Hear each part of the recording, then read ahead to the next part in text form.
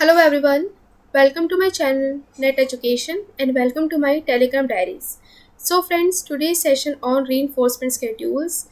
ये आज का जो सेशन है ये बेसिकली हमारा जो 17 और 15 मई को आपका क्विज लिया गया था उन्हीं क्वेश्चंस को यहाँ पे आज डील किया जाएगा विद डिटेल एक्सप्लेनेशन और हर एक क्वेश्चन को हम यहाँ पे कुछ ट्रिक्स और कुछ हाईलाइटेड की पॉइंट से यहाँ पढ़ेंगे.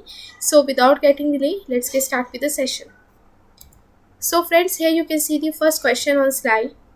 ये क्वेश्चन आपका रीइंफोर्समेंट शेड्यूल से रिलेटेड है और ये आपका 17 मई का क्वेश्चन है. ठीक है, और अगर आप टेलीग्राम ग्रुप में मेरे ज्वाइन हैं तो वहाँ पे आपको मिल जाएगा और आपने अगर इसको अटैम्प्ट किया होगा तो वहाँ से आपको यहाँ का राइट आंसर भी पता चल गया होगा.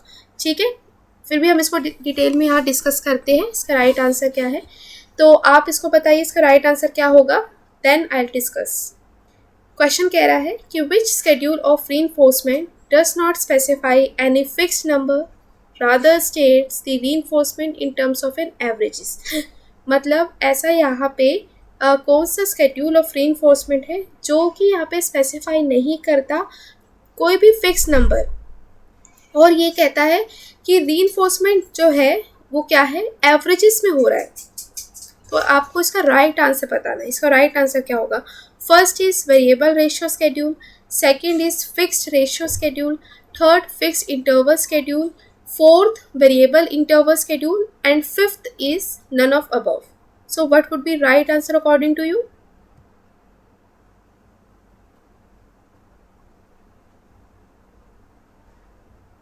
Okay, great. So friends, here your right answer is first.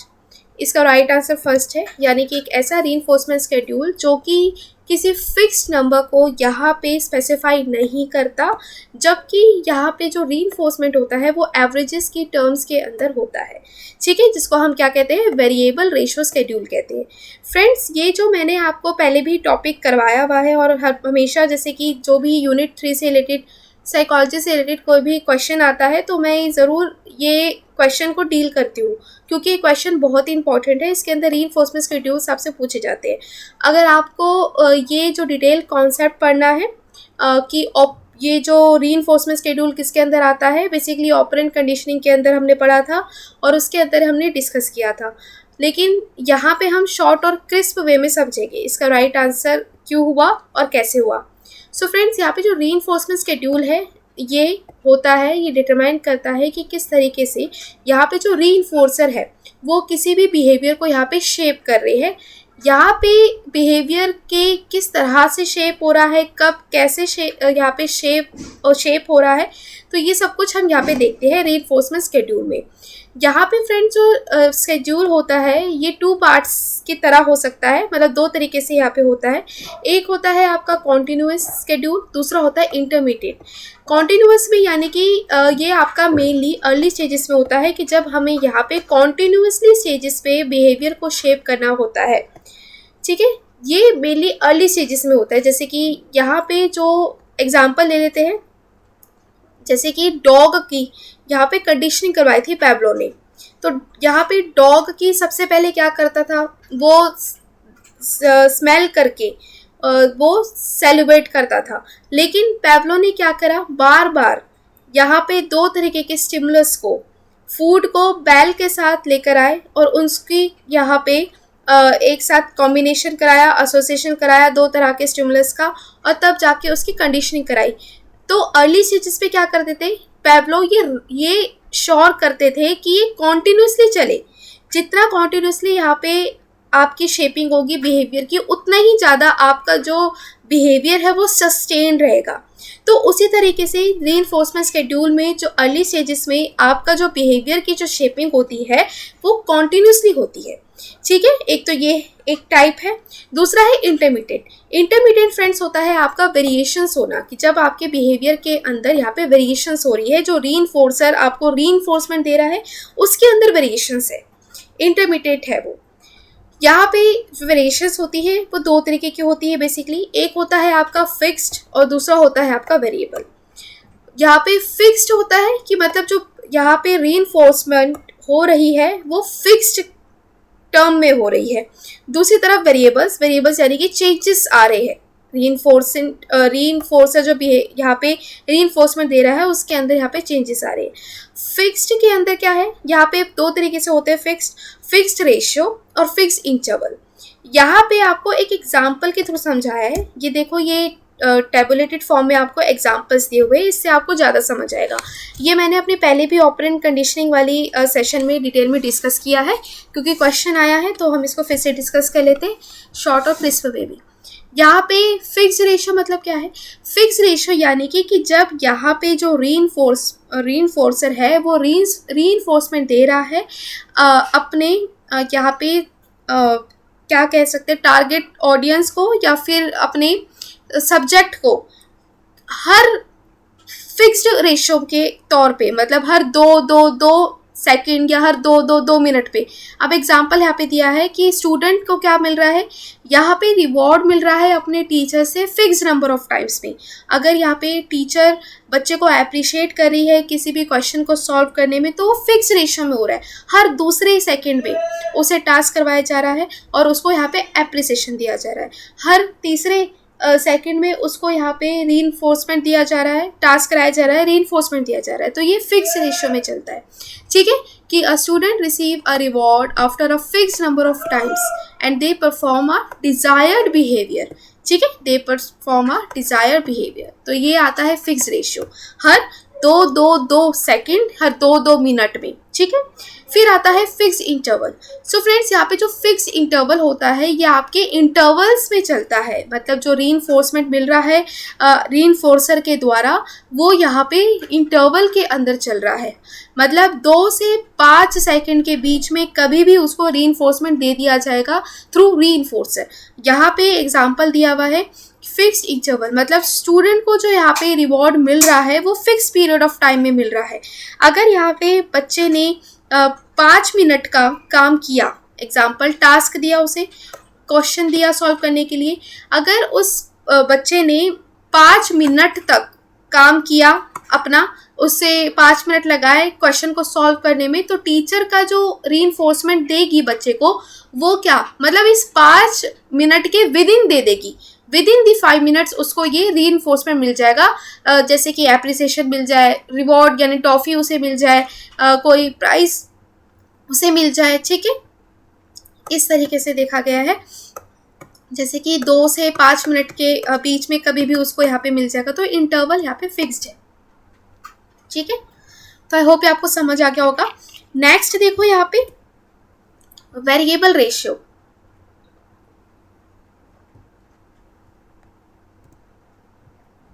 Variable ratio यहाँ पे आपको एग्जांपल दिया है कि स्टूडेंट को रिसीव हो रहा है reward after a variable number of times they perform a desired behaviour. मतलब यहाँ पे अब फिक्सेशन नहीं है, यहाँ पे रीइंफोर्समेंट का फिक्सेशन नहीं है।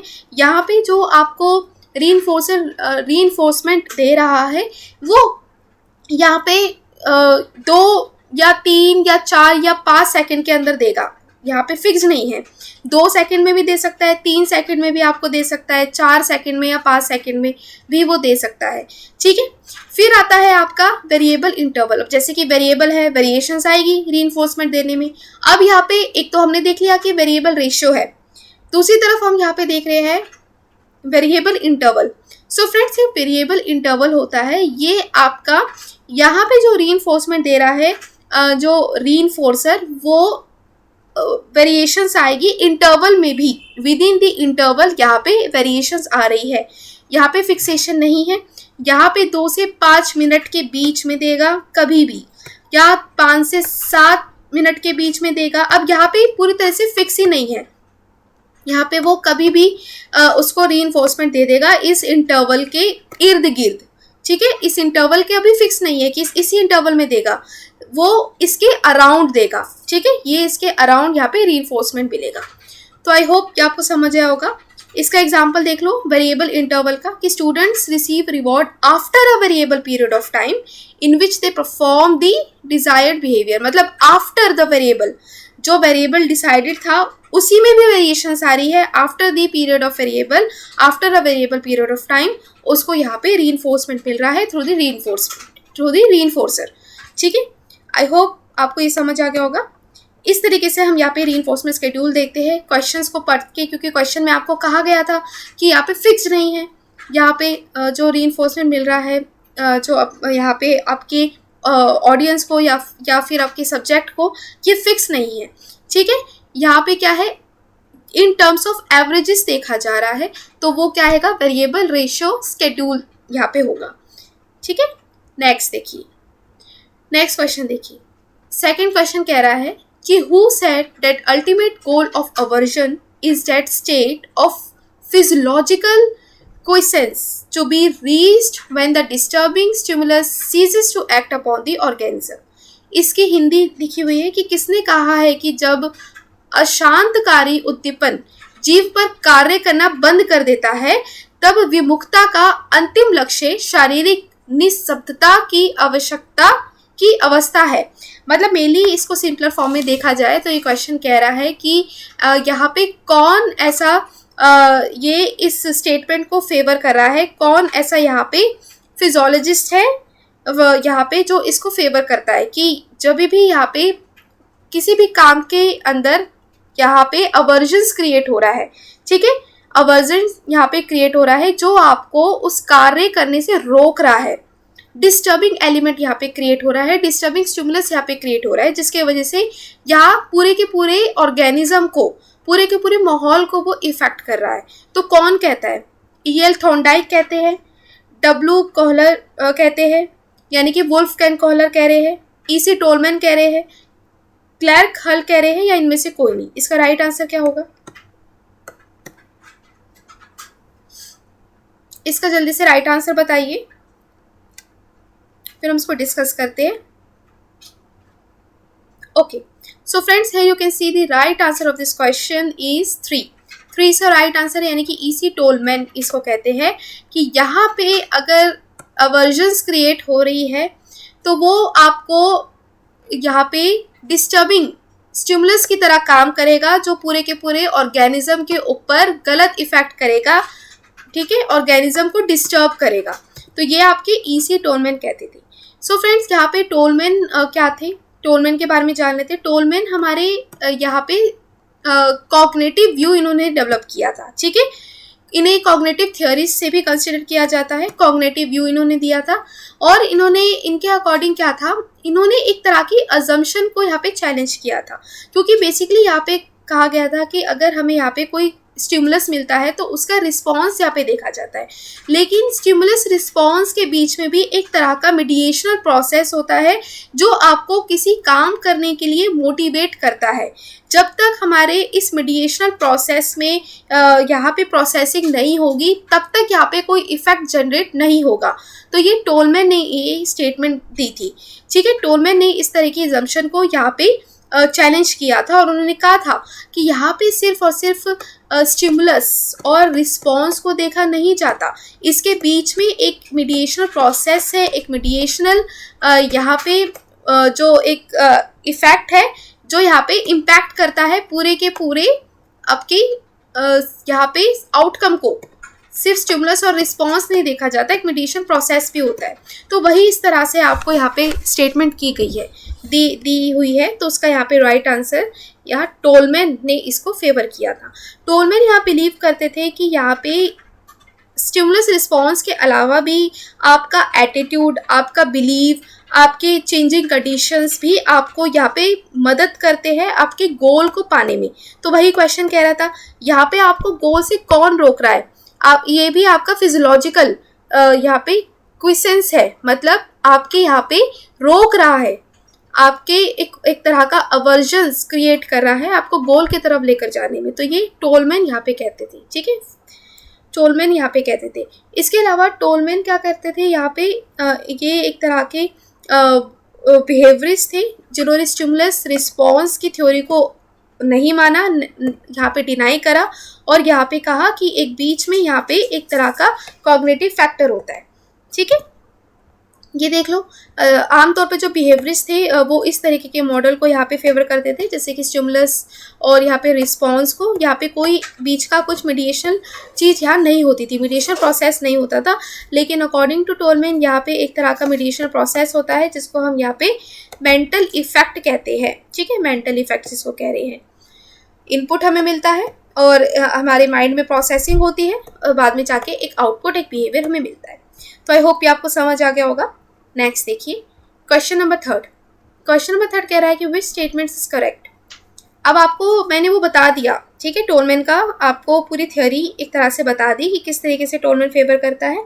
आने वाले क्वेश्चंस भी टोलमैन से रिलेटेड है, तो हम और क्वेश्चंस को देखते रहेंगे। ये क्वेश्चन बताइए, इसका राइट आंसर क्या होगा। Tolman conducted experiment on cats to examine the role that reinforcement plays in the way that cats learn their way through complex road। और सेकंड कह रहा है meaning of learning according to Tolman is SOR। तो इसका right answer क्या होगा। ये question भी इंटरेस्टिंग था, और अगर आपने टोलमैन की थ्योरी को इन डेप्थ पढ़ा हुआ है तो आप इसे इजीली अटेम्प्ट कर सकते थे।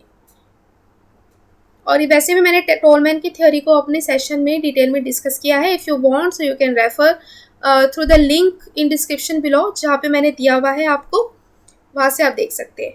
सो friends, here your right answer of the question would be third. इसका थर्ड राइट आंसर है। इनमें से दोनों ही करेक्ट नहीं है, दोनों ही इनकरेक्ट है। टोलमैन का अगर याद हो, टोलमैन ने एक्सपेरिमेंट किस पे किया था, रैट्स पे किया था, कैट्स पे नहीं किया था, तो ये गलत है। टोलमैन ने अपना एक्सपेरिमेंट किया था किस पे, रैट्स पे, रैट्स पे एक्सपेरिमेंट किया था, और उनकी यहाँ पे लर्निंग को बताया था। ठीक है, लर्निंग को यहाँ पे उन्होंने बताया था मेज एक्सपेरिमेंट के थ्रू। ठीक है, वो मेज एक्सपेरिमेंट मैंने डिस्कस किया हुआ है, यू कैन रेफर दैट। ठीक है, सीधा सीधा ये आंसर था। तो यहाँ पे फर्स्ट स्टेटमेंट यहाँ पे गलत हो जाएगी। सेकंड कह रहा है कि meaning of learning according to Tolman SOR। SOR है मीनिंग ऑफ लर्निंग टोलमैन की, गलत है। यहाँ पे जो मीनिंग ऑफ लर्निंग है टोलमैन की वो यहाँ पे है स्टिमुलस और स्टिमुलस। ठीक है, स्टिमुलस और स्टिमुलस की, एक स्टिमुलस दूसरे को यहाँ पे लीड कर रहा है किसी काम को करने के लिए। यहाँ पे स्टिमुलस होता है, एक स्टिमुलस का दूसरे स्टिमुलस को यहाँ पे लीड कर रहा है अपने गोल की तरफ लेकर जाने में। ठीक है, गोल की तरफ लेकर जाने में। अब एग्जाम्पल है, यहाँ पे आपका एक स्टिमुलस यानी कि अच्छा एक कंड्यूसिव लर्निंग एनवायरनमेंट आपको लीड कर रहा है आपके दूसरे गोल की तरफ, मतलब दूसरे स्टिमुलस की तरफ। दो स्टिमुलस यहाँ पे एसोसिएट है और वो जाके क्या कर रहा है, आपको गोल की तरफ लेकर जा रहा है, JRF की तरफ लेकर जा रहा है। ठीक है, आपकी यहाँ पे एक कंड्यूसिव एनवायरनमेंट, एक अच्छा लर्निंग एनवायरनमेंट वो आपको यहाँ पे लीड कर रहा है। और इसके अलावा आपकी जो मोटिवेशंस है, जो आपकी इंटरनली मोटिवेशन है या एक्सटर्नली मोटिवेशन आपको किसी से मिल रही है, वो दोनों ही आपस में एसोसिएट होके आपको गोल की तरफ लेकर जा रहे हैं। तो इसलिए सेकंड ऑप्शन यहाँ पे गलत है, SOR नहीं है। SOR जो रिलेटेड है वो किससे है, वो आपका यहाँ पे हल से रिलेटेड है, जो कहते हैं स्टिमुलस और रिस्पॉन्स के बीच में भी एक ऑर्गेनिज्म होता है, ऑर्गेनिज्म जिसको कहते हैं। ठीक है, तो इसलिए ये दोनों ही यहाँ पे गलत है। अब देख लो डिटेल में, यहाँ पे क्या था, टोलमैन के कुछ इंपॉर्टेंट पॉइंटर्स यहाँ पे दिए हुए हैं, क्योंकि टोलमैन ने जो एक्सपेरिमेंट किया था वो रैट्स के साथ किया था, कैट्स के साथ नहीं किया था। और इनको कॉग्निटिव बिहेवियरिस्ट भी कहते हैं, because the Tolman is the one who describe the cognitive element into his theory. ठीक है, कॉग्निटिव बिहेवियरिस्ट जिनको कहते हैं। इसके अलावा टोलमैन की जो थ्योरी ऑफ लर्निंग थी ये सेवरल नेम से जानी जाती है, जैसे कि science significance theory, expectancy theory, ठीक है, पर्पसिव बिहेवियरिज्म और साइन लर्निंग थ्योरी जिसको कहते हैं। साइन लर्निंग क्या है, साइन लर्निंग यहाँ पे एक तरह का ऑर्गेनिज्म है जो कि आपको गोल की तरफ लेकर जा रहा है। ठीक है, लर्निंग यहाँ पे जो एक्वायर्ड हो रही है मेनली वो मीनिंगफुल बिहेवियर से हो रही है। ठीक है, मीनिंगफुल बिहेवियर से यहाँ पे लर्निंग हो रही है। इसके अलावा जो मीनिंग ऑफ लर्निंग यहाँ पे क्या था, SS थ्योरी के ऊपर बेस था, यानी कि one stimulus is leads the another stimulus to achieve your goal. ठीक है, ये इंपॉर्टेंट पॉइंटर्स है जो रिमेंबर। नेक्स्ट देखिए question number 4। In our daily life any kind of looking for things which occur without any reference to our behavior may illustrate the application of, मतलब अपनी daily life में यहाँ पे जो चीज़ें हो रही है वो बिना किसी रेफरेंस से हो रही है, रैंडमली अकरेंस हो रहा है चीज़ों का। तो उसका राइट आंसर क्या होगा? फर्स्ट है फिक्स्ड इंटरवल स्केड्यूल, सेकंड है फिक्स्ड रेशियो, थर्ड है वेरिएबल इंटरवल स्केड्यूल, या फोर्थ नन ऑफ अबव। तो what would be the right answer of this question?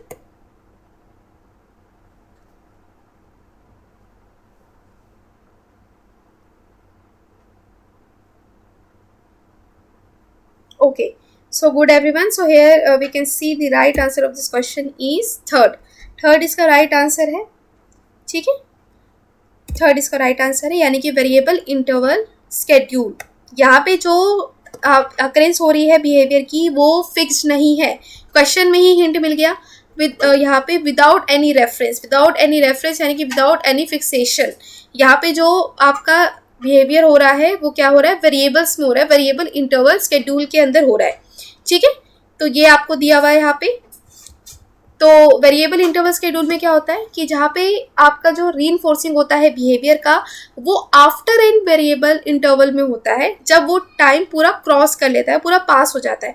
जैसे अभी एग्जांपल दिया था कि टीचर ने यहाँ पे अपने स्टूडेंट को रीइंफोर्समेंट दिया इंटरवल के बाद, मतलब यहाँ पे वेरिएशंस थी इंटरवल के बीच में भी, यानी कि 2 से 5 के बीच में भी यहाँ पे इंटरवल था, लेकिन उसके भी अंदर यहाँ पे वेरिएशंस थी कि इंटरवल भी यहाँ पे फिक्स नहीं था। आफ्टर द इंटरवल पास्ट यहाँ पे उसको रीइंफोर्समेंट दिया जाता था, ठीक है। तो यही इसका राइट आंसर है। और इसमें जो वेरिएबल इंटरवल स्केड्यूल होता है जिसमें इंटरवल ऑफ टाइम होता है ये सेम नहीं होता, ठीक है, इसके अराउंड होता है सम एवरेज लेंथ ऑफ टाइम के अंदर होता है। तो ये इसकी डेफिनेशन है वेरिएबल इंटरवल स्केड्यूल की, ठीक है। तो इसका राइट आंसर थर्ड है। आई होप कि आपको समझ आ गया होगा। नेक्स्ट देखिए, और फ्रेंड्स हेयर आई एम यहाँ पे मैंने कुछ एक पॉइंट मिस आउट कर दिया है, वो मैं आपको बता देती हूँ। यहाँ पे आपसे एक क्वेश्चन पूछ लेता है कि यहाँ पे सबसे बेस्ट रीइंफोर्समेंट स्केड्यूल कौन सा है और लीस्ट यहाँ पे बेस्ट वेरिएबल कौन सा है, ठीक है, कौन सा स्केड्यूल है। तो फ्रेंड्स यहाँ पे जो बेस्ट सबसे ज़्यादा अच्छा होता है स्केड्यूल आपका वो होता है वेरिएबल रेशियो यहाँ पे होता है, ठीक है। और सबसे लीस्ट यहाँ पे होता है वो होता है फिक्स्ड इंटरवल, ठीक है, सबसे यहाँ पे होता है फिक्स्ड इंटरवल सबसे लीस्ट, ठीक है। तो ये हो गया, ये एक इम्पॉर्टेंट पॉइंट है, ये ध्यान में रखना। नेक्स्ट देखो, नेक्स्ट आपको दिया हुआ है यहाँ पे क्वेश्चन दिया हुआ है what should be the right answer of both the statement. इनका राइट आंसर क्या होगा? फर्स्ट स्टेटमेंट कह रहा है कि vegans tend to satisfy their hunger with non animal products. Second कह रहा है this kind of learning doesn't directly depend on reinforcement and suggests partially cognitive theories. तो आपको बताना है कि ये जो स्टेटमेंट्स है ये किस थ्योरी को फेवर कर रही है और उसका नाम आपको लिखना है, कौन सा है। फर्स्ट है कि एक वीगन है वो अपनी हंगर को सेटिस्फाई करना चाहता है नॉन एनिमल प्रोडक्ट से। नॉन एनिमल प्रोडक्ट्स यानी कि कोई भी प्रोडक्ट्स जो कि एनिमल से नहीं मिले हुए, जैसे कि दूध, दही, मक्खन, ये प्योरली वीगन है, ठीक है। और सेकंड आपको कह रहा है कि ऐसा बताना है लर्निंग जो कि पार्शियली कॉग्निटिव थियरिस्ट के ऊपर डिपेंड है। राइट आंसर क्या होगा?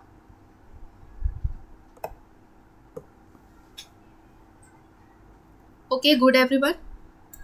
So friends, here you can see the right answer of the question is 4. 4 इसका right answer है, fourth, कैथेसिक्स और फील्ड एक्सपेक्टेंसी। क्योंकि कैथेसिक्स में आपको बताया हुआ है कि यहाँ पे एक पर्सन अपनी हंगर को सेटिस्फाई कैसे करता है, ठीक है। कैथेसिक्स क्या ये प्रिंसिपल है। और फ्रेंड्स कैथेसिक्स यहाँ पे किसने डिस्कस किया था? सो फ्रेंड्स ये सारे के सारे आपके टोलमैन के रिवाइज कॉन्सेप्ट है। टोलमैन ने यहाँ पे जो डिफरेंट थ्योरी से इन्फ्लुएंस्ड होकर यहाँ पे अपनी ही एक फॉर्म ऑफ लर्निंग्स दी थी, ठीक है। 6 फॉर्म ऑफ लर्निंग दी थी, उनमें से सबसे पहला आपका कैथेसिक्स होता है जो कि मेनली सिगमंड फ्रॉइड से इन्फ्लुएंस होकर लेकर आए थे ये, ठीक है। इसके अंदर थोड़ी मॉडिफिकेशंस की, इसके अंदर ये इन्फ्लुएंस होकर एक नए तौर पे लर्निंग लेकर आए, जिसको ये कैथेसिक्स से डिनोट करते थे। कैथेसिक्स में क्या होता था कि हर एक पर्सन यहाँ पे क्या करता था, अपनी जो भी हंगर है, जो अपनी ड्राइव है, उसको ये क्या करता था, सेटिस्फाई करता था। ठीक है, एक तरह की टेंडेंसी जो कि एसोसिएट करती है with certain objects, with certain drives. अगर आप यहाँ पे आपको हंगर है, तो आप हंगर अपनी कैसे सेटिस्फाई करेंगे, अपने फूड से सेटिस्फाई करेंगे। तो यहाँ पे हर एक ऑब्जेक्ट दूसरे से यहाँ पे एसोसिएट होता है यहाँ पे, ताकि हम अपनी ड्राइव को ख़त्म कर सके, अपनी थर्स्ट को, अपनी प्यास को बुझा सके। ठीक है, तो ये कैथेसिक्स का पहला फॉर्म ऑफ लर्निंग है, ये टॉलमैन ने जो दी थी, जो कि सिगमंड फ्रॉइड से इन्फ्लुएंस है। अब आपको नेक्स्ट कह रहा है कि इस तरह की लर्निंग जो कि डायरेक्टली डिपेंड नहीं होती है रीइंफोर्समेंट पे, और वो सजेस्ट करती है पार्शली कॉग्निटिव थ्योरीज। तो फ्रेंड्स, यहाँ पे जो पार्शली कॉग्निटिव थ्योरीज है और ये डायरेक्टली डिपेंड नहीं करती रीइंफोर्समेंट पे, तो ये है आपकी field expectancy theory. Field expectancy theory जिसको कह रहे हैं। फील्ड एक्सपेक्टेंसी थ्योरी में क्या है, फील्ड एक्सपेक्टेंसी थ्योरी को हम पार्शली, यहाँ पे वर्ड यूज किया गया है, कर्ट लेमिंग की थ्योरी को ये पार्शली कहते थे, पार्शली कॉग्निटिव थ्योरी कहते थे, क्योंकि फील्ड एक्सपेक्टेंसी क्या है हमारी मेनली यहाँ पे, इसके अंदर क्या है, कॉग्निटिव मैप्स डेवलप होते थे। ठीक है, learning in which organism learns what action leads to what outcome, तो हम ये देखते थे, जिसको हम पार्शली यहाँ पे लर्निंग कह रहे हैं। इसके अलावा यहाँ पे आपका जो एक तरह की लर्निंग है जो कि डायरेक्टली डिपेंड नहीं करती है किसी भी तरह के रीइंफोर्समेंट पे, और ये क्या है, टोलमैन ने इसे कहा था कि एटलीस्ट पार्टली कॉग्निटिव थ्योरी से इसको कंसीडर किया था। ठीक है, तो आई होप ये समझ आ गया होगा आपको। और फ्रेंड्स, नेक्स्ट यहाँ पे देख लो, बाकी के भी देख लेते हैं एक बार। B.F. स्किनर से इन्फ्लुएंस होकर इन्होंने इक्विवेलेंस बिलीफ अपनी थ्योरी लेकर आए थे, एक फॉर्म ऑफ लर्निंग, जिसके अंदर कहते थे कि सब गोल यहाँ पे इंपॉर्टेंट होता है उतना ही जितना ही प्राइमरी गोल यहाँ पे इंपॉर्टेंट होता है। ठीक है, अगर यहाँ पे मान लो यहाँ पे जैसे कि एक तरह की अचीवमेंट जो कि टेम्परेली रिड्यूस करती है कंपिटिटर्स की नीड को for love, the achievement has served as an equivalence belief. Example यहाँ पे देखो, अगर यहाँ पे आपको गोल अपना JRF अचीव करना है, ठीक है, प्राइमरी गोल हमारा JRF है, लेकिन जो यहाँ पे सब गोल है ये हमारा क्या होगा, ये हमारा लर्निंग होगा। अगर हम लर्निंग नहीं करेंगे, अपने कॉन्सेप्ट्स के ऊपर अच्छी पकड़ नहीं करेंगे, उसे रिवाइज नहीं करेंगे, जब तक हमारा यहाँ पे प्राइमरी जो गोल है JRF वो अचीव नहीं होगा। तो यहाँ पे इक्विवेलेंस बिलीव की जो फॉर्म ऑफ लर्निंग है, तो ये इसको फेवर करती थी कि not even primary goal is important but also सब गोल इज़ ऑल्सो इम्पॉर्टेंट, और ये दोनों ही एक ही फुट के ऊपर आते हैं। ठीक है, दोनों का दर्जा समान ही है ये। और ये किससे इन्फ्लुएंस होकर दिया था, B.F. स्किनर की थ्योरी से इन्फ्लुएंस होकर इन्होंने अपनी फॉर्म ऑफ लर्निंग दी थी, जिसको इक्विवेलेंस बिलीव कह रहे हैं। अभी हमने 3 तरह की फॉर्म ऑफ लर्निंग पढ़ ली है। अब आता है field cognition mode. So friends, ये फील्ड कॉग्निशन मोड आपका गेस्टाल्ट से इन्फ्लुएंस होकर दी थी, गेस्टाल्ट की थ्योरी से इन्फ्लुएंस होकर दी थी। तो इन्होंने भी यही कहा था कि यहाँ पे जो लर्निंग हो रही है वो आपकी यहाँ पे अगर आप प्रॉब्लम सॉल्व कर रहे हो तो वो आपके परसेप्शुअल फील्ड के ही यहाँ पे बेस्ड है। ठीक है, परसेप्शुअल फील्ड के ऊपर ही बेस्ड है यहाँ पे। और पर्सन यहाँ पे जो भी लर्निंग करता है वो एक तरह के सीक्वेंस वाइज चलता है, और सीक्वेंस वाइज की बात करता है तो इसे गेस्टाल्ट भी यही करता है। जैसे कि इन्होंने पाई फिनोमिना दिया था, इसके अलावा इन्होंने क्या दिया था, यहाँ पे पाई फिनोमिना के अलावा कोई बता सकते हैं क्या दिया था। पाई फिनोमिना के अलावा इन्होंने गेस्टाल्ट लर्निंग में यहाँ पे अपना एक प्रिंसिपल दिया था।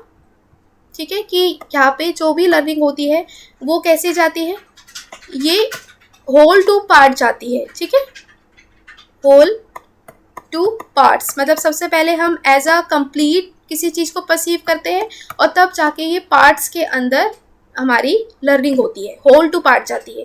ठीक है, ये भी प्रिंसिपल हमें गेस्टाल्ट ने दिया था, तो इसी से इन्फ्लुएंस होके इन्होंने फील्ड कॉग्निशन मोड्स ये लेकर आए थे।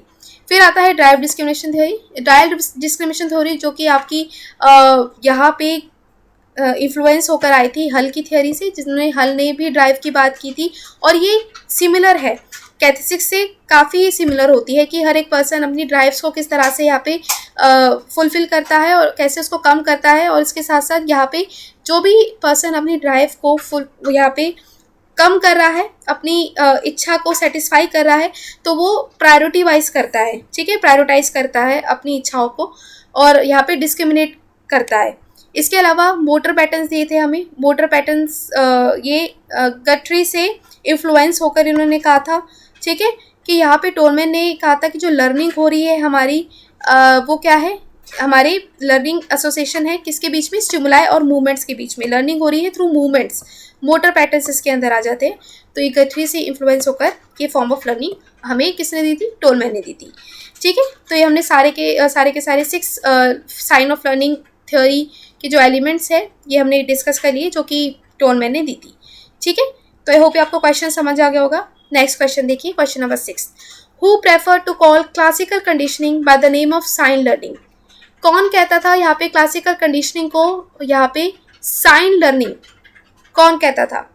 मॉरर कहते थे, गटरी कहते थे, यहाँ पे वुल्फगैंग कॉलर कहते थे या फिर फ्रॉइड कहते थे, कौन कहते थे? इसका राइट आंसर क्या होगा?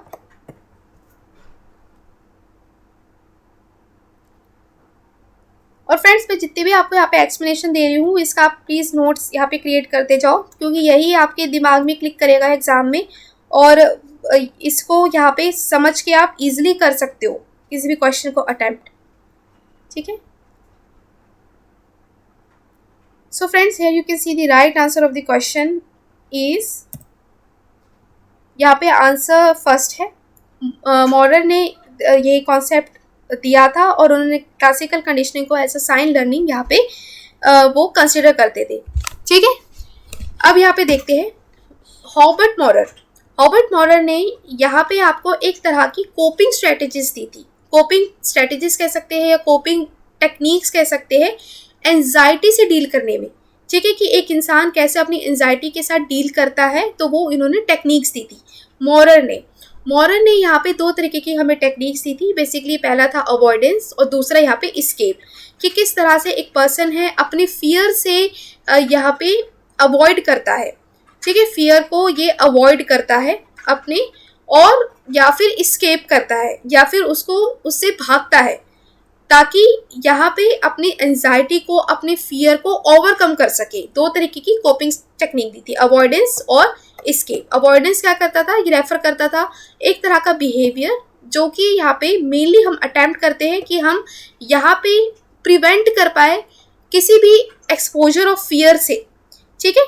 अगर हमारे यहाँ पे कोई भी फियर प्रोवोकिंग स्टिमुलस हमारे अंदर डेवलप हो रहा है तो उसको किस तरह से अवॉइड कर सके, तो ये एक तरह की कोपिंग स्ट्रेटेजी थी। और दूसरी थी इस्केप स्ट्रेटेजी, कि हम किस तरह से उससे एग्जिट कर ले, क्विकली दूर चले जाए, एस्केप हो जाए उससे, फियर प्रोवोकिंग सिचुएशन से, ठीक है। तो ये हमें मोरोवर ने दिया था। तो 2 factor theory of avoidance learning के नाम से भी जाना जाता है। और मोरोवर ने ये कहा था कि किस तरीके से एक पर्सन है वो अपना यहाँ पे डेवलप होता है किसी भी पर्सन के अंदर फोबिया, और वो किस फोबिया से किस तरीके से उसको मेंटेनेंस कर सकता है, मेंटेन करता है, उससे वहाँ पे लड़ता है, किस तरीके से अपने आप का एक तरह से डिफेंस मैकेनिज्म वो क्रिएट करता है इन स्ट्रेटेजीज को अपनाकर। सबसे पहले इन्होंने कहा था 2 तरह की लर्निंग प्रिंसिपल्स को इन्होंने यूज़ किया था अपनी 2 फैक्टर थ्योरी को डिफाइन करने में। पहला क्लासिकल कंडीशनिंग, क्योंकि क्लासिकल कंडीशनिंग में हमेशा एसोसिएशन होता है स्टिमुलस का, तो इसी तरीके से यहाँ पे मोरोवर ने बताया कि यहाँ पे अगर जो भी पर्सन है अपनी नेगेटिव या फियर प्रोवोकिंग स्टिमुलस है तो उसे किस तरीके से अवॉइड करता है, उसे इस्केप करता है, तो उनके बीच में एसोसिएशन होता है। It was assumed that the phobias develop as a result of a paired association between a neutral stimulus and a fear stimulus, ठीक है। अगर एक पर्सन चाहता है कि यहाँ पे अपने फियर से वो अवॉइड करे या फिर उसे इस्केप हो, तो यहाँ पे एसोसिएशन होता है 2 तरीके के स्टिमुलस का, न्यूट्रल स्टिमुलस का और फियर स्टिमुलस का, ठीक है। और इन्हीं स्टिमुलस को वो कोप अप करता है और अपने फियर को अवॉइड करता है और यहाँ पे दूसरों के साथ अच्छे रिलेशनशिप मेंटेन कर पाता है और इजीली एडजस्ट हो पाता है, ठीक है।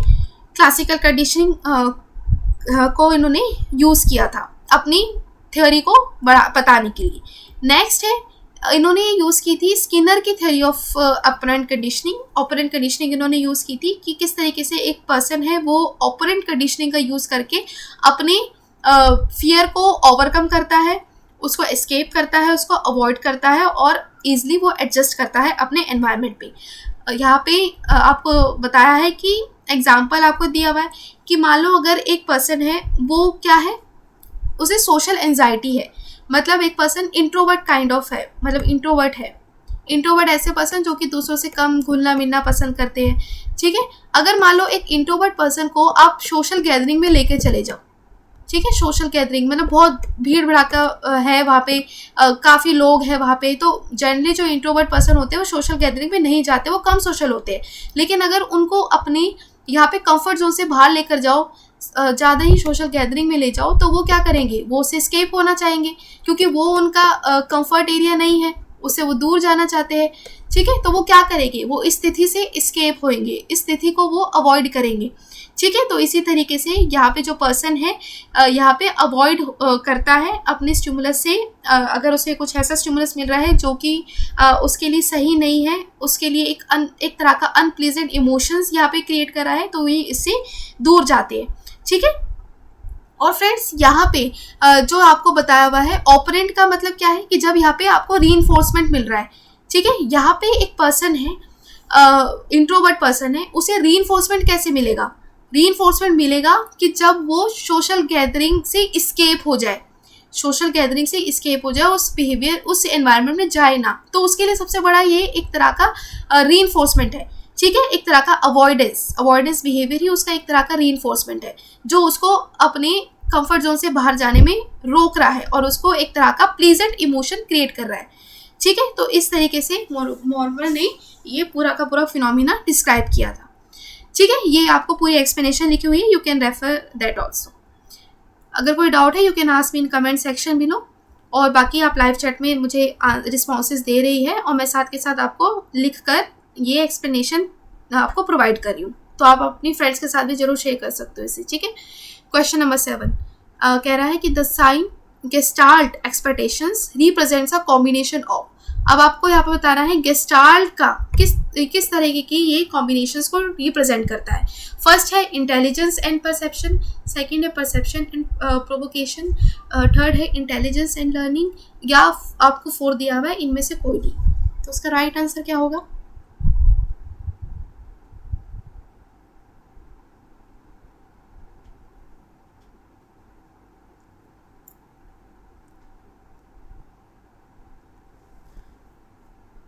Okay, so here your friends right answer is second. यहाँ पे जो गेस्टाल्ट का आपकी जो लर्निंग है ये किसके ऊपर बेस्ड है, ये परसेप्शन और प्रोवोकेशन के ऊपर बेस्ड है। परसेप्शन यानी कि किस तरीके से एक पर्सन है वो परसीव करता है अपने एनवायरनमेंट को, ठीक है, किस तरीके से उसको परसीव करता है, अपने परसेप्शंस क्रिएट करता है। और दूसरा है प्रोवोकेशन। प्रोवोकेशन यानी कि आपकी मोटिवेशन, ठीक है, आपका मोटिवेशन फैक्टर यहाँ पे जो आपको अपने एनवायरनमेंट को परसीव करने में मदद कर रहा है, मोटिवेशन, ठीक है, प्रोवोक कर रहा है। यहाँ पे गेस्टाल्ट की थ्योरी थी, जैसे हम सबको पता है कि उन्होंने आपका होल से लेके आप पार्ट तक का पूरा प्रिंसिपल बताया था कि एक पर्सन है वो पहले होल को कंसिडर करता है, पहले होल को वो परसीव करता है, फिर जाके वो पार्ट्स की तरफ यहाँ पे जाता है, ठीक है। तो ये बताया है। और इसके अलावा गेस्टाल्ट ने यहाँ पे क्या है आपके प्रोवोकेशन को इम्पोर्टेंस दी है, ठीक है, प्रोवोकेशन को इम्पोर्टेंस दी है। And I am so sorry friends, यहाँ पे जो मेरे पास वो नहीं है पेन टैब, इसकी वजह से यहाँ पे थोड़ा क्लमजी हो जाता है राइटिंग, ठीक है। ये आपको दिया हुआ था गेस्टाल्ट ने, ठीक है। ये एक्सप्लेनेशन छोटी सी लिखी हुई है, आप रेफर कर सकते हो। अगर आपको गेस्टाल्ट साइकोलॉजी के बारे में डिटेल में पढ़ना है तो आप मेरे सेशन में देख सकते हो, वहाँ पे मैंने पूरी एक्सप्लेनेशन प्रोवाइड की हुई है। नेक्स्ट देखो क्वेश्चन नंबर 8। क्वेश्चन नंबर 8 कह रहा है कि विच स्टेटमेंट इज करेक्ट। इनमें से कौन सी स्टेटमेंट यहाँ पे करेक्ट है? पहला है by using external motivation of physical space they could get the goal by knowing where it is a complex of environmental features. मतलब एक्सटर्नल मोटिवेशन को यूज़ करके अपने फिजिकल स्पेस की एक पर्सन है वो अपने गोल को अचीव कर सकता है, ये आपको स्टेटमेंट दी हुई है। सेकंड कह रहा है individual acquire a large number of cues from environmental and build mental image. मतलब एक इंडिविजुअल है, वो क्या करता है, उसे कई तरीके के क्लूज मिलते हैं, कई तरीके के हिंट मिलते हैं अपने एनवायरनमेंट से, जिसके ऊपर उसका मेंटल इमेज यहाँ पे बिल्डअप होती है। तो इसमें कौन सी स्टेटमेंट करेक्ट है? फर्स्ट स्टेटमेंट करेक्ट है, सेकंड स्टेटमेंट करेक्ट है, या दोनों ही करेक्ट है, या दोनों में से कोई नहीं? इसका राइट आंसर क्या होगा?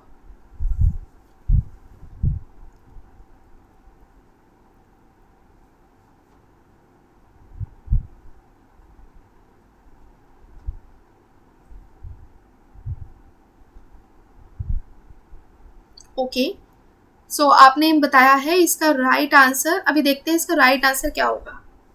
ठीक है, सो फ्रेंड्स ये राइट आंसर इज फर्स्ट इसका राइट आंसर है। Second statement is absolutely correct कि हर एक पर्सन क्या करता है, अपने एनवायरनमेंट के जो एक्सटर्नल एनवायरनमेंट है उसका, यहाँ पे उसके अंदर कई तरह के हिंट्स उसको मिलते हैं, जिसके ऊपर उसकी मेंटल इमेज यहाँ पे बिल्डअप होती है, विच इज एब्सोल्युटली करेक्ट। लेकिन यहाँ पे फर्स्ट रॉन्ग है। फर्स्ट कह रहा है कि by using the external motivation of physical space they could get the goal by knowing where it is a complex of environmental features. मतलब एक्सटर्नल मोटिवेशन को यूज करके एक पर्सन अपने जो फिजिकल स्पेस में जो एक्सटर्नल मोटिवेशन उसको मिल रही है उसका यूज करके वो अपने गोल को ले लेता है। गलत।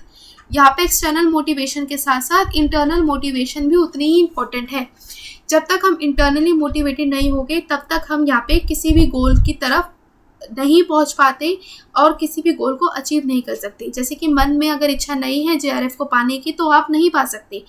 अगर यहाँ पे जितना भी आपको एक्सटर्नल मोटिवेशन मिल जाए, मतलब जितना आपको बाहर से किताबें मिल जाए, जितना आपको यहाँ पे लर्निंग मटेरियल्स मिल रहा है एक्सटर्नली, यहाँ पे पेरेंट्स से अगर बाहर से आपको यहाँ पे एक तरह का लर्निंग एटमॉस्फेयर पेरेंट्स आपके लिए क्रिएट कर रहे हैं, लेकिन जब तक आप इंटरनली मोटिवेटेड नहीं होगे तब तक इन सब एक्सटर्नल मोटिवेशन का कोई फ़ायदा नहीं। तो इसलिए यहाँ पे इंटरनल भी उतना इम्पोर्टेंट है जितना एक्सटर्नल है। तो इसलिए यहाँ पे फर्स्ट यहाँ पे रॉन्ग हो जाएगा, सेकंड यहाँ पे करेक्ट होगा। ठीक है, अब यहाँ पे देख लो कर्ट लेविन ने क्या कहा था। कर्ट लेविन ने एक तरह का एक्सपेरिमेंट किया था। जैसे कि जनरली क्या होता था, पेवलो, स्किनर और गेस्टाल्ट जैसे ये क्या करते थे, ये जानवरों पे ज़्यादातर एक्सपेरिमेंट करते थे। लेकिन कर्ट लेविन ने यहाँ पे जो भी एक्सपेरिमेंट किया या वो स्टूडेंट्स पे किया, मतलब बच्चों पे किया, उनके बिहेवियर को स्टडी किया। उनके बिहेवियर को स्टडी करके उन्होंने कहा कि हर एक इंडिविजुअल की अपनी एक लाइफ स्पेस होती है। ठीक है, अपना एक स्पेस होता है और उसके इर्द गिर्द ही वो क्या करता है, यहाँ पे परफॉर्म कर रहा होता है, कई तरह के फंक्शंस कर रहा होता है। अगर आप एक पर्सन की यहाँ पे बिहेवियर को देखना चाहते हैं, उसके बिहेवियर को स्टडी करना चाहते हैं, तो उसके सभी तरीके के यहाँ पे बिहेवियर्स को आपको स्टडी करना पड़ेगा। उसके फिजिकल भी, उसके सोशल सिचुएशन को भी आपको स्टडी करना पड़ेगा। ठीक है, तो ये आपको कहते थे टोटल सिचुएशन को आपको यहाँ पे कंसिडर करना पड़ेगा और तभी आप किसी पर्सन के बिहेवियर का प्रिडिक्शन लगा सकते हो। नेक्स्ट यहाँ पे देखो, एक यहाँ पे पिक्चर में ये भी मैंने डिस्क्राइब किया गया था, पहले भी किया था, फिर से कर रही हूँ। यहाँ पे लेविन ने एक्सप्लेन किया था कि इंडिविजुअल का जो बिहेवियर होता है वो उसके लाइफ स्पेस के ऊपर टिका होता है। इंडिविजुअल का जो लाइफ स्पेस होता है वो मेनली आपके साइकोलॉजिकल फोर्स के ऊपर टिका होता है, उसके ऊपर डिपेंड होता है। ये एक इंडिविजुअल की एक फिजिकल स्पेस है। ठीक है, फिजिकल स्पेस है और जो कि उसके बिहेवियर को डिस्क्राइब कर रहा है। इसी फिजिकल स्पेस के अंदर कई तरीके के वेक्टर्स होते हैं। वेक्टर्स यानी कि एक तरह का ड्राइविंग फोर्स जो आपको आपके मोटिवेशन, आपके गोल की तरफ लेकर जा रहा है, जो आपको मोटिवेट कर रहा है। लेकिन दूसरी तरफ इसी लाइफ स्पेस के अंदर कई तरह के रीस्ट्रेनिंग फोर्सेस भी होते हैं जो हमें गोल से अपोजिट डायरेक्शन में लेकर जा रहा होता है। कई तरीके की डिस्ट्रैक्शंस भी होती है, कई तरीके के अवर्जन्स होते हैं, नेगेटिव एटीट्यूड होता है जो हमें गोल से परे लेकर जा रहा है, दूर लेकर जा रहा है। ठीक है, ये नेगेटिव होते हैं। इसके अलावा यहाँ पे मैग्नीट्यूड भी अफेक्ट करता है। मैग्नीट्यूड यानी कि कितनी टेंडेंसी है इन वेक्टर्स की, मतलब इन ड्राइविंग फोर्सेस की कितनी टेंडेंसी है, कितना मैग्नीट्यूड है कि वो कितनी तेजी से आपको आपके गोल की तरफ लेकर जाए, उतना ही तेजी से पीछे पछाड़े। ठीक है, इसके अलावा फ्रेंड्स यहाँ पे बाउंड्री होती है लाइफ स्पेस की, जिसको हम कह रहे हैं, और इसके जो बाउंड्री के यहाँ पे पार है वो क्या है, फॉरेन हल है। ठीक है, और एक ये जो सेंटर पॉइंट होता है, सेंट्रल जो चीज़ें होती है वो एक इंडिविजुअल का फिजियोलॉजिकल एनवायरनमेंट होता है। ठीक है, आई होप ये आपको समझ आ गया होगा। तो यही इसकी सारी की सारी चीज़ें लिखी हुई है, आपको शॉर्ट फॉर्म में, क्रिस्प फॉर्म में ये दे दिया। अब आप इसको रेफर कर सकते हो। ठीक है, नेक्स्ट देखो क्वेश्चन नंबर 9। टोलमैन बिलीव करते हैं किस प्रिंसिपल पे? अभी हमने डिस्कस किया था, अगर याद हो तो, SOR पे, SR पे, SS पे या स्टिमुलस साइन पे, किसको ये फेवर करते हैं, किस पे बिलीव करते हैं, जल्दी बताइए। और फ्रेंड्स आज के जितने भी सारे क्वेश्चंस हैं वो बहुत ही इंपॉर्टेंट है, तो अगर आपको सेशन अच्छा लग रहा है तो you can also refer this session to your friends, उनके साथ भी शेयर कर सकते हो। नेक्स्ट देखो, so friends here your right answer is third, क्योंकि टोलमैन यहाँ पे SS या लर्निंग पे, SS प्रिंसिपल पे ये बिलीव करते थे। What is SS? SS यानी कि stimulus tubules. Wait a minute, इसको थोड़ा इरेज कर दूं मैं। Now it's perfect. Okay, so here you can see SS का मतलब क्या है? स्टिमुलस। स्टिमुलस जिसको हम यहाँ पे कह रहे हैं, स्टिमुलस ट्यूबुलस, ठीक है, कि एक जो यहाँ पे स्टिमुलस है दूसरे स्टिमुलस को यहाँ पे गोल की तरफ लेकर जा रहा है। One stimulus is lead the another stimulus to move towards goal, goal की तरफ लेकर जा रहा है, ठीक है। तो ये इस प्रिंसिपल के ऊपर बेस्ड था। SR किसके ऊपर बेस्ड था? अगर कोई बता सकता है कमेंट सेक्शन में तो बताइए, SR किसके ऊपर बेस्ड है, ये किसका प्रिंसिपल है, किसने दिया है, और SOR किसने दिया है, जल्दी बताइए। और ये तो किसी ने दिया ही नहीं है, स्टिमुलस एंड साइन, ये गलत है, ये आपको ऐसे ही लिखा था क्वेश्चन में, ये ऐसा कोई प्रिंसिपल नहीं है स्टिमुलस साइन वाला। प्रिंसिपल है ये 3 है। अब ये आपका होमवर्क है, आप इसको कमेंट सेक्शन में लिख सकते हो। SOR किसने दिया है, SR किसने दिया है, ये मैंने अभी डिस्कस किया था पहले भी, अगर आपको ये रिमाइंड हुआ तो, ठीक है। जल्दी से अपने कमेंट सेक्शन में लिख दो अपने रिस्पॉन्सेस। नेक्स्ट ये दिया हुआ है, टोलमैन ने साइन लर्निंग दी थी और टोलमैन ने हमें SS का प्रिंसिपल दिया था, ठीक है। नेक्स्ट देखो, ये लास्ट क्वेश्चन है आज का। क्वेश्चन पढ़ो। Priya's mom not at home, she went to nani's house. Priya at home is alone and she could tolerate litter on her rooms floor, so she took a broom and clean the entire room although she never did it before. What type of learning is this? मतलब आपको बताना है कि प्रिया की mom घर पे नहीं है, वो नानी क्या गई हुई है, ठीक है।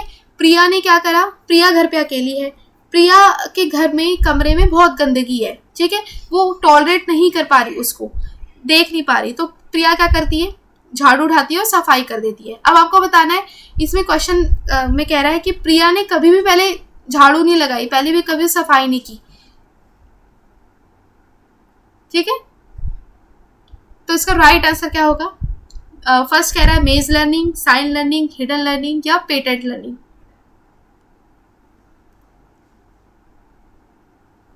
Good. So friends here you can see the right answer of this question which is latent learning. latent learning को hidden learning भी कह रहे हैं, कंफ्यूज नहीं होना है, these both terms are same, दोनों ही सेम है, लेटेंट लर्निंग और हिडन लर्निंग। हिडन लर्निंग यानी कि ऐसी लर्निंग जो कि आपने पहले नहीं की थी लेकिन सर्कमस्टांसेस ऐसा पैदा हो गए कि आपको करना पड़ा, वो आपके अंदर ही मौजूद थी, वो समय पे बाहर आ गई, ठीक है। मतलब लेटेंट लर्निंग एक तरह की लर्निंग है जो कि अपेरेंट नहीं होती है लर्नर्स के बिहेवियर में उस टाइम पे, लेकिन जब यहाँ पे कभी भी ऐसे सर्कमस्टांसेस पैदा हो जाए तो वो लर्निंग अपने आप ही उजागर हो जाती है, अपने आप ही अपीयर हो जाती है, ठीक है। तो हम उसे क्या कह रहे हैं, लेटेंट लर्निंग कह रहे हैं, हिडन लर्निंग कह रहे हैं।